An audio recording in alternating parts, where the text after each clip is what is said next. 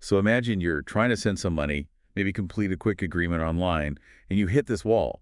You're either waiting forever or the fees are just, well, completely outrageous. Yeah, it's a super common frustration, and it really highlights a fundamental challenge in the blockchain world, which is scalability. Exactly. You have these amazing foundational blockchains, Bitcoin, Ethereum, Cardano. They've changed the game. They can handle lots of users globally, but there's this built-in limit, right, on how many actual transactions they can process per second. And when lots of people want to use it at once, that demand just pushes fees through the roof, makes simple things totally impractical sometimes. Which is exactly why Layer 2 protocols came about. The whole idea is to take the bulk of those transactions off the main chain, do them somewhere else faster and cheaper, but still somehow inherit the security of that main blockchain. And that brings us right to what we're diving into today. We're focusing on some really cutting-edge research. It was presented at the Financial Crypto Conference back in 2023 Right. by Maxim Jurenko and Mario Larangera. These are researchers from the Institute of Science Tokyo and also Input-Output Global. And their work builds very closely on the Hydra protocol, which many might already know as a key Layer 2 solution, especially in the Cardano ecosystem. Right. So our mission today really is to unpack what this new research actually means, especially for you, the listener, whether you're maybe just getting into this whole blockchain space or you're already, following the latest developments. It's all about making these interactions faster, definitely more flexible, and I think crucially, much more interconnected. Definitely. Faster, cheaper, more flexible. Okay, so to really get why this new protocol is such a big deal, we probably need to back up a little. We need to understand the basics first. So think about Bitcoin, where it all started, this completely new idea, a decentralized ledger. Suddenly, people who didn't trust each other could transact, keep a shared record, all without needing a bank or some central authority sitting in the middle. Totally revolutionary. And then you had blockchains like Ethereum and later Cardano that took that core idea and just ran with it. They added the ability to run, complex smart contracts, these little programs, state machines, directly on the blockchain. Which opened up way more possibilities, right? Uh. Finance, supply chains, all sorts of things. Huge leap in utility. Absolutely. But even with all that power and their ability to scale to many users, they still ran into that fundamental limit. How many transactions per second the main chain itself could handle. Yeah, the bottleneck. Exactly. Now, to understand how value is tracked, especially in systems like Bitcoin or Cardano, we need to talk about the UTXO model. That's unspent transaction output. Okay, UTXO. Yeah, so forget thinking about it like a bank account balance that just goes up and down. Instead, your coins, your value, exist as these unique, distinct outputs from previous transactions. Like specific digital coins. Precisely. Think of each UTXO as a specific digital banknote. It has a unique identifier, an amount, and crucially, a script or set of rules saying how it can be spent. So when you make a transaction, you're specifically spending one or more of these existing UTXOs. You consume them, and the transaction creates new UTXOs for the recipient, or maybe is changed back to you. Got it. And then there's the extended UTXO model, UGTXO. This adds another layer. It lets you attach arbitrary data to these outputs. And why is that important? Well, that's the game changer. That data allows for these really powerful mini-program smart contracts, often called constraint-emitting machines or CEMs. They enforce complex rules right there on the UTXO. Plus, it makes supporting multiple types of assets much easier, not just the main coin, but also, fungible tokens like loyalty points, or even non-fungible tokens, NFTs, like digital art. Okay, so if you're listening and trying to get your head around this UTXO thing, it really is like having specific banknotes in your wallet. Each one has a serial number. You can only spend that specific note once. When you spend it, it's gone. And new notes are created maybe for the shopkeeper, maybe change for you. It's not just a number going up or down. It's about these discrete individual units of value moving around. Well put. It's a fundamentally different way of thinking about accounting compared to a traditional bank account. So given that scalability problem on the main chains, what were the first stabs people took at solving it with Layer 2? Well, some of the earliest attempts were things called payment channels. Bitcoin's Lightning Network is probably the most famous example. Right, Lightning. The basic idea was pretty neat. Two people would lock up some Bitcoin on the main chain in a special transaction. Then off-chain, they could send payments back and forth between themselves almost instantly, super cheap. They'd just keep updating the balance between them. Without touching the main chain for every single payment. Exactly. Only when they wanted to close the channel or settle up would they send one final transaction back to the main Bitcoin blockchain, reflecting the net result of all those off-chain transfers. Okay, that sounds promising.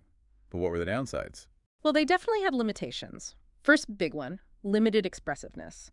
They were mostly designed for simple payments, just sending coins back and forth. They generally couldn't handle the complex smart contracts that you could run on, say, Ethereum or Cardano's main layer. So not very flexible in terms of what you could do. Not really. Second, they were fundamentally two-party channels, just between Alice and Bob, for example. Now, you could try to link these channels together to form a network. People use clever tricks like hash time-locked contracts, HTLCs. Ah, yes, HTLCs, those time-locked agreements. Right. They ensure a payment either goes through across a path of channels or everyone gets their money back, or you could build things called virtual channels. But stringing these together created its own complexity. And that leads to the third point. Yeah, the practical hurdles. To route payments through a network, you often needed intermediaries, people running nodes in the middle, to lock up potentially large amounts of their own money as collateral or liquidity. Which is risky and capital intensive for them. It can be.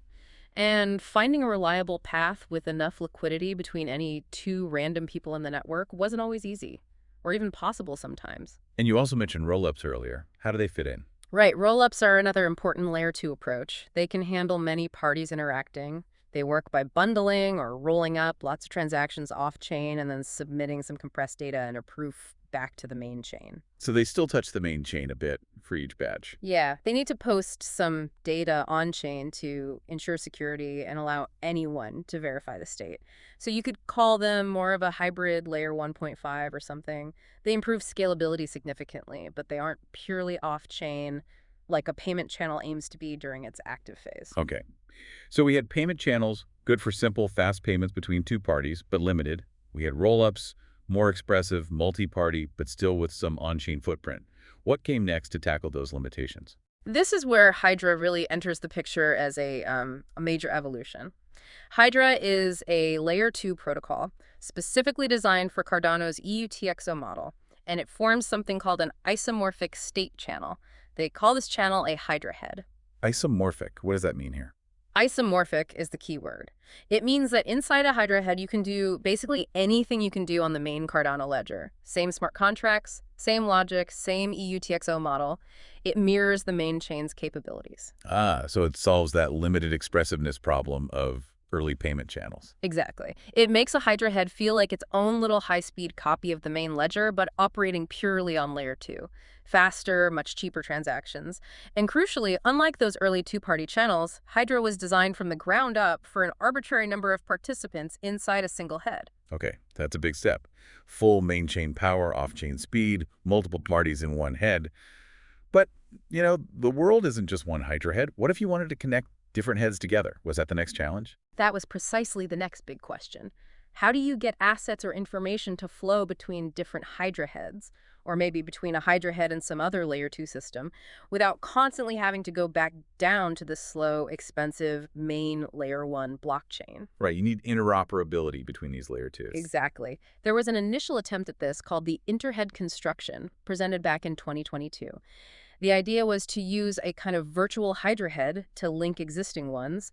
It was a valuable first step, but it came with its own set of fairly significant drawbacks. What were the main issues with that original Interhead approach? Well, looking back, it was quite complex. A bit heavy, you could say. That complexity made it hard to formally prove its security, which is critical in crypto, and it also made it more susceptible to bugs during implementation. Tricky to build correctly. Very. Another major limitation was inflexibility. If you wanted certain assets, certain UTXOs, to be usable within that Interhead connection, you had to move them all in right at the very start when you set it up. So no adding things later. Nope. No dynamic movement. Once it was running, the set of assets was fixed until you tore it down. Plus, if the underlying Hydra protocol itself evolved, making changes to its state machine, you'd potentially need to do a lot of complex adaptation work on the Interhead construction too. It wasn't very modular or adaptable. Okay, so complex, hard to verify, inflexible asset movement, and tightly coupled to the underlying protocol. Sounds like room for improvement. Definitely. And this is exactly where the new research, the focus of our deep dive today, the generalized Interhead Protocol by Jarenko and Larangera, makes such a difference. It directly tackles these limitations. It's a really significant leap forward for layer 2 interoperability. So what are the key improvements? How does this new version change the game? Okay, there are quite a few, and they're pretty impactful. First off, it's designed with modularity and a lightweight approach in mind. This makes it practical not just for building complex, long-running virtual ledgers, but also for facilitating, say, simple one-off payments or interactions between different Layer 2 systems. It's more versatile. Much more. Also, the temporary ad hoc ledger it creates between Layer 2s has no inherent time limit. And the initial setup, you only do it once, and then you can reuse that setup for multiple interactions later. Big efficiency gain. Nice.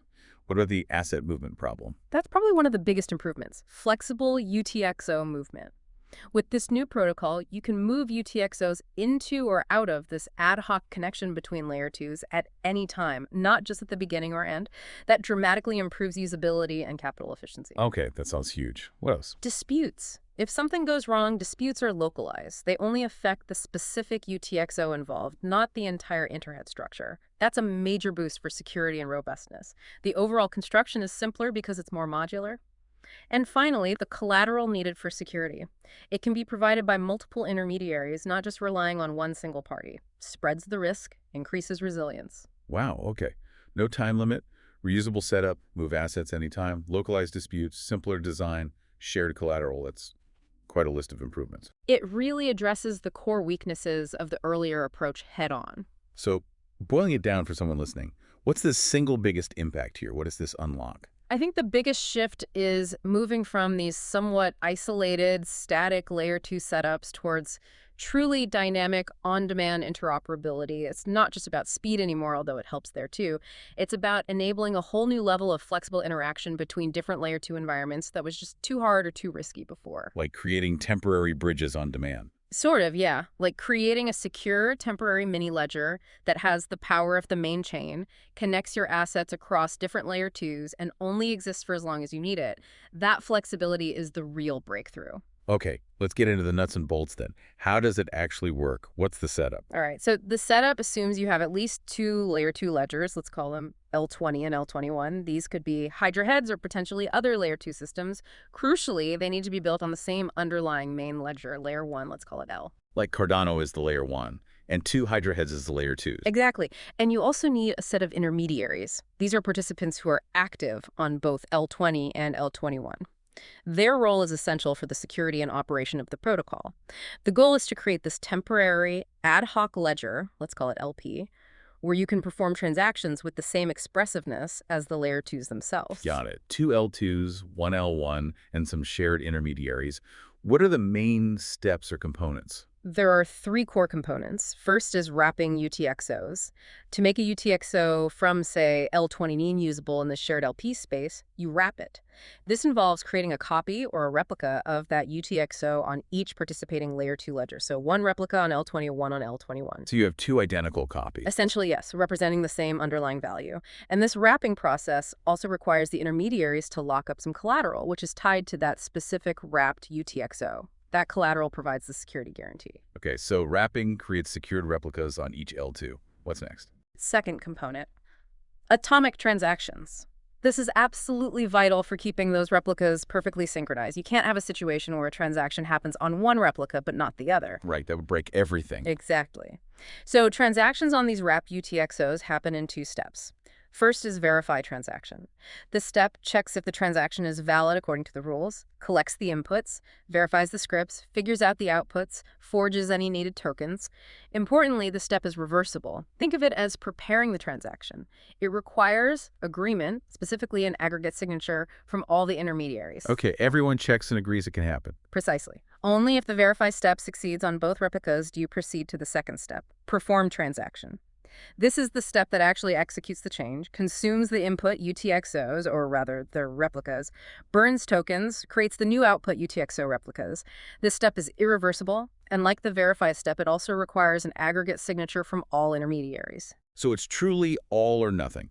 Either the transaction is verified and performed on both sides, or it fails completely. That's the core idea of atomicity here. It ensures consistency across the different layer 2 ledgers involved, no double spending, no lost assets. Okay, that makes sense. Wrapping creates replicas. Atomic transactions keep them in sync. What's the third piece? The third piece is the dispute mechanism. This is the safety net. What happens if the intermediaries stop cooperating? Or maybe one just crashes or goes offline. Right, the real world is messy. Exactly. So if a transaction gets stuck or intermediaries misbehave, there needs to be a way to resolve it and get the owner their asset back securely. There are two main outcomes in a dispute. Okay. The first is the happy path, let's say, the honest intermediary path, also called the merge path. If there's at least one honest, active intermediary involved with that wrapped UTXO, they can initiate a process. They essentially pull both replicas of the UTXO off their respective Layer 2 ledgers and move them down onto the main Layer 1 ledger, L. Bringing you back to the base layer. Yes. And on Layer 1, they perform a special merge transaction. This consumes the two replicas and gives the original unwrapped UTXO back to its rightful owner, along with all the collateral that was locked up. Problem solved. Owner gets their funds. Okay, so if even one intermediary is honest, you could recover safely on L1. What if none of them cooperate? That's the second outcome, the punishment path or timeout path. If no honest intermediary acts within a specific time window, a time lock, then a different process kicks in. Semantically equivalent UTXOs, representing the value that was locked, are automatically created directly on both Layer 2 ledgers. How? Where does the value come from? It comes from the intermediary's collateral. The protocol uses their locked collateral to essentially recreate the value on the Layer 2s. This effectively punishes the non-cooperative intermediaries by taking their collateral, but it ensures the rightful owner still gets access to their assets' value on the Layer 2 systems they participate in. It guarantees liveness and security for the owner, even if all intermediaries fail. That's clever. Yeah. So either an honest intermediary helps recover on L1, or after a timeout, the owner gets their value back on L2 using the bad guy's collateral. That's the essence of it. It ensures the owner is never left empty-handed. Now, you mentioned collateral quite a bit. Is there any limitation related to that? Does it work for all types of assets? That's a good point to clarify. Currently, this specific construction does rely on the UTXOs being moved into this ad hoc ledger being collateralized. That works very well for things like native coins or standard fungible tokens, where value is easily quantifiable and replaceable. But maybe not for NFTs. Exactly. Non-fungible tokens, unique items like digital art or collectibles, aren't typically collateralized in the same way. So applying this mechanism directly to NFTs would likely require some extra layer or a different approach to handle their unique non-fungible nature. It's something the paper acknowledges. Okay, so best suited for fungible assets right now. Stepping back then, what does this all mean for the user or the developer? Why is this framework so important? Well, it provides this really lightweight, flexible, modular way to securely connect different Layer 2 systems. That's huge for interoperability. Now, it's important to note that this ad hoc ledger, the LP itself, isn't necessarily a virtual ledger on its own where you can transact freely without intermediaries all the time. For each cross-L2 interaction using just this base protocol, you still need that intermediary verification and performance step. This is more like a secure bridge foundation. Exactly. Think of it as the secure plumbing, the robust foundation. The real magic happens when you use this framework to host other Layer 2 constructions, like Hydra itself, within this ad hoc structure. That's how you can effectively build true virtual ledgers that span multiple Layer 2s, offering seamless, continuous interaction without needing intermediary sign-off for every single little transaction inside that virtual environment. I see. So this protocol enables the creation of those more advanced cross-chain Layer 2 solutions. Precisely. It's the enabling infrastructure. And are there thoughts on where this research might go next, future improvements? Oh yeah, the paper definitely points towards future possibilities. One obvious area is batching transactions. Instead of wrapping or unwrapping UTXOs one by one, you could potentially do it in batches, making things even more efficient. Especially for lots of small transfers. Right. Another direction is extending this beyond just two Layer 2 ledgers. Imagine connecting 3, 4, or more using multiple replicas. That could enable some really complex, multi-chain, decentralized applications. And finally, they're thinking about recovery from disputes mechanisms to potentially move a UTXO back into the ad hoc ledger after a dispute has been resolved on Layer 1, maybe requiring agreement from all involved parties again. So lots of potential to build on this foundation. It really feels like this is paving the way for a much more connected, fluid, decentralized ecosystem, moving beyond these sort of siloed layer twos. I think that's exactly right. It tackles the scalability and interoperability problems head on, providing a secure and flexible way for these different systems to talk to each other. Okay, so to quickly recap the core idea for everyone listening, we've looked at this new generalized interhead construction. It's a major step up for connecting different layer 2 ledgers, like Hydra heads. It's more flexible, allows assets to move anytime, it's more secure with localized disputes, and simpler overall than previous attempts. And it achieves this using wrapped UTXO replicas, kept in sync by atomic two-step transactions, verify then perform. Yep, requiring full intermediary agreement. And with a robust dispute mechanism that ensures users get their assets back either via an honest intermediary on layer 1 or through forfeited collateral on layer 2 after a timeout. It provides strong guarantees for both security and liveness. So as we wrap up, maybe a final thought for our listeners to chew on. As these decentralized systems keep evolving, really think about what becomes possible when you can seamlessly move assets, move logic, between different layer 2 environments with this kind of flexibility. How might that reshape digital finance or gaming or identity or anything else? Yeah, what new applications or services emerge when these high-speed mini ledgers can interconnect and cooperate almost as if they were part of one single global system, but without the bottlenecks of a single layer one? That's a really exciting horizon this research opens up. Definitely a lot to think about. Thank you for joining us on this deep dive.